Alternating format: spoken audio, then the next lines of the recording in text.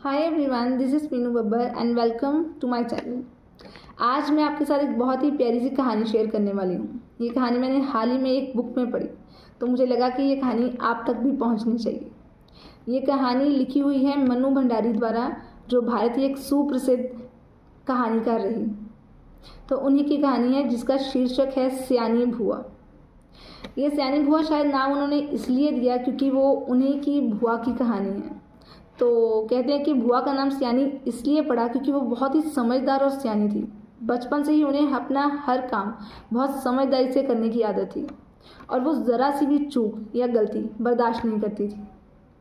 तो भुआ का एक बचपन का किस्सा है कहानी में कि उनके पास एक इरेज़र थी जो उन्होंने चौथी कक्षा में खरीदी और 9वीं कक्षा तक वो इरेज़र उनके साथ चलती गई। तो ऐसी थी सियानी भुआ। तो कहानी यहाँ से आरंभ होती है कि भुआ को आदत थी सुबह समय पर उठना, समय पर सबको चाय नाश्ता देना, हर काम समय पर करना। और जो लेखिका थी वो सोचती थी कि अगर हम जैसे अव्यवस्थित लोग भुआ के साथ रहने लगें तो हमारा जीवन तो तभी खत्म हो जाएगा। और हुआ भी कुछ यूँ ही।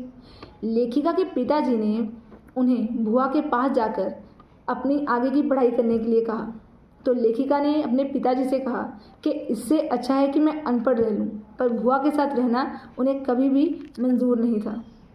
पर उनके पिता ने उन्हें डांट कर या प्यार से समझाकर आखिरकार भुआ के घर भेज ही दिया। लेखिका वहाँ पहुँच गई और उनका जीवन अब वहाँ जाकर काफ़ी बदलने वाला था। भुआ के घर पे उनके पति रहते थे जिन्हें सब भाई साहब कहकर बुलाते थे, और उनकी एक छोटी बेटी थी जिसका नाम अनु था। भाई साहब का व्यवहार बहुत ही शांत और खुश रहने वाला था। तो उनकी एक बेटी थी जिसका नाम था अनु। अनु 5 साल की थी, पर वो बाकी बच्चों से काफ़ी अलग थी। वो बिल्कुल शांत और चुप रहती थी। शायद ये भी भुआ के कारण है, क्योंकि भुआ बहुत ही सख्ती से हर काम को देखती और सब पर अपना गुस्सा झाड़ती रहती। तो भुआ के ये जो बनाए हुए सारे रूल्स थे वो सब उसको मानते और सब कुछ करते। एक बार भुआ के नौकर से एक छोटी सी बरनी टूट गई, तो भुआ ने उस पर बहुत क्रोध किया और उसे मारा भी।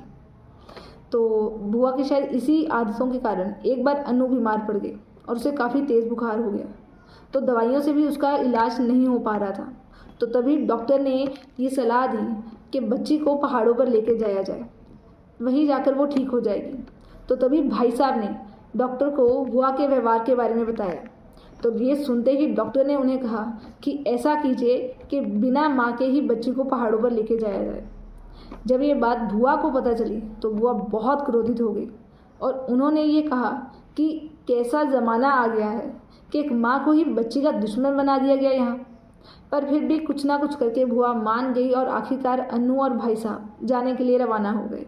सारा कुछ बांध दिया गया और उनके जाने से पहले भुआ ने फिर से एक लंबी सी लिस्ट दे दी उन्हें कि क्या करना है, क्या नहीं करना है, कैसे सामान का ध्यान रखना है, क्या क्या नहीं होना चाहिए।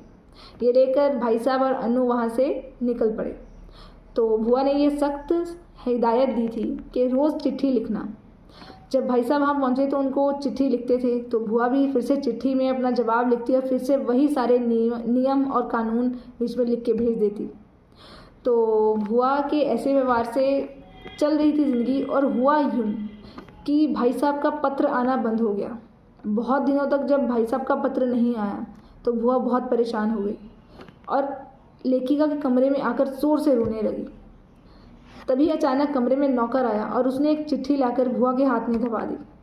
भुआ जल्दी से उस चिट्ठी को पढ़ने लगी और थोड़ी सी चिट्ठी पढ़ने पर ही भुआ और ज़ोर से रोने लगी और भुआ ने वो चिट्ठी उठाकर दूर फेंक दी। ये देखकर लेखिका भी डर गई और उसे लगा कि शायद कुछ अनहोनी घटना घटित हो चुकी है। लेखिका ने हिम्मत करके वो चिट्ठी उठाई और उसे पढ़ना शुरू किया। और ये चिट्ठी जो ऐसे कहानी में लिखी गई है, मैं वही आपके सामने पढ़ूंगी। तो आप ज़रा सुनिएगा हूबहू चिट्ठी के लिखे हुए शब्द। तो आप ज़रा सुनिएगा।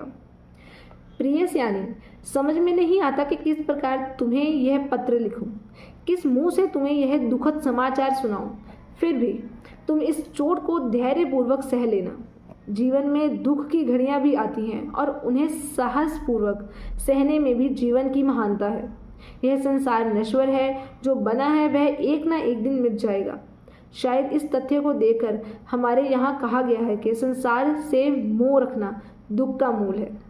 तुम्हारी इतनी हिदायतों और अपनी पूरी सतर्कता के बावजूद भी मैं उसे नहीं बचा सका। उसे अपने दुर्भाग्य के अतिरिक्त मैं और क्या कहूँ, यह सब कुछ मेरे ही हाथों होना था। आंसू भरी आंखों के कारण शब्दों का रूप स्पष्ट से अस्पष्ट होता जा रहा था और मेरे हाथ कांप रहे थे। मेरी आंखें शब्दों को पार करती हुई जल्दी जल्दी पत्र के अंतिम हिस्से पर जा पड़ी। धैर्य रखना सयानी, जो कुछ हुआ उसे सहन करने और भूलने की कोशिश करना। कल 4 बजे तुम्हारे 50 रुपये वाले टी सेट के दोनों प्याले मेरे हाथों से गिरकर टूट गए। अन्नू अच्छी है, शीघ्र ही हम लोग रवाना होंगे। तो ये सुनकर भुआ एकदम से हैरान हुई और फिर ज़ोर से हंसने लगी और लेखिका भी ज़ोर ज़ोर से हंसने लगी। तो दोस्तों, ये कहानी हमें मज़ेदार है, हमें इसमें कुछ सीखने को मिला, पर ये कहानी हमें सिखाती है कि जीवन में अच्छी आदतें होना बहुत अच्छी बात है, पर किसी भी चीज़ की अति होना बुरी बात है। अगर हमारी अच्छी आदतें दूसरों के लिए डर का कारण बने तो वो बहुत बुरा है। तो आदतें बनाइए, अच्छी आदतें बनाइए, उन्हें फॉलो भी कीजिए, पर किसी भी चीज़ की अति मत होने दीजिए। आई होप ये स्टोरी आप सबको पसंद आई होगी। हम कुछ और नई स्टोरीज़ के साथ मिलेंगे। तब तक के लिए आप भी पढ़िए और कमेंट करके बताइए कि आपको ये कहानी कैसी लगी। And do subscribe and like my channel. See you soon.